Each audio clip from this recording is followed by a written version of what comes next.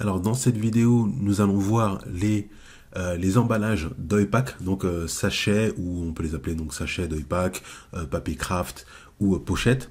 Donc l'idée, je vous propose ce site-là, donc grossiste.t.com.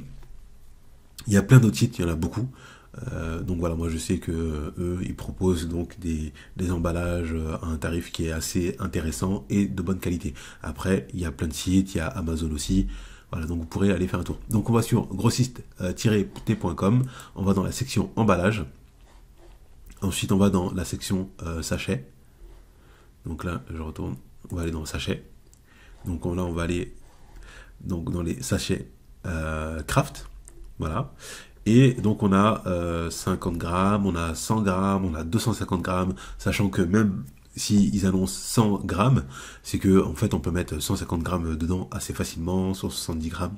Et même pour les sachets 250 grammes, personnellement j'ai déjà fait le test, on peut mettre jusqu'à par exemple 400 grammes. Après c'est vrai que ça dépend, mais moi j'avais mis de la poudre dedans. Donc voilà, donc ça c'est un emballage pour des produits alimentaires. Par exemple, on va ouvrir donc ce produit-là et on voit que à l'intérieur, en fait, il y a une partie aluminium. Donc c'est pour conserver effectivement donc la fraîcheur donc des aliments. Voilà. On voit qu'il y a un fil alimentaire donc anti-humidité à l'intérieur. Donc c'est refermable donc avec un zip en plastique et c'est facilement donc scellable. Faut savoir que pour ces paquets-là, donc là vous avez compris que vous pouvez mettre par exemple du thé, des feuilles. Quand je dis des feuilles, c'est des plantes à l'intérieur. Vous pouvez mettre en fait de la poudre. Voilà. Et ça c'est juste donc pour l'emballage alimentaire. C'est pas pour mettre de l'huile dedans ou autre. Et vous avez bien compris aussi que les étiquettes en fait qu'on a fait en amont, donc du coup on va pouvoir les poser devant. On va pouvoir les coller tout simplement devant ce type de paquet là.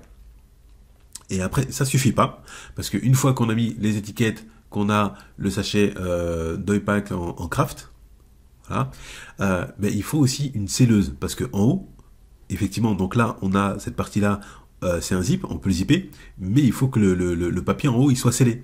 Et donc là, il faut ce qu'on appelle une selleuse. Donc je vous montrerai dans une vidéo prochaine. Donc voilà, je vous proposais une selleuse que moi-même en fait j'ai et j'utilise donc pour sceller ce type de paquet là. Voilà, pour que ça soit vraiment bien hermétique. Voilà, donc là on a les 100 grammes et comme je l'ai dit, donc on a aussi les 250 grammes quand vous allez à l'intérieur. Après vous avez vu qu'il y a pas mal d'autres produits, bon, si ça vous intéresse. Donc là par exemple avec la fenêtre en fait qui est en plastique, donc il y a pas mal de choix. Donc c'est plutôt pas mal. Donc sachant bien entendu en fait qu'il y a d'autres sites. Et pour rappel, donc là on est sur la face par exemple avant, on collera l'étiquette du produit qu'on avait fait, par exemple le matcha, par exemple ça. Donc ça on le posera en arrière, devant plutôt, et en arrière donc on aura non, on n'avait pas fait la face arrière pour ce produit là. Donc voilà, donc je pense que c'était tout. On était sur grossiste-t.com. Voilà, et donc là c'était pour les sachets craft d'Oipak.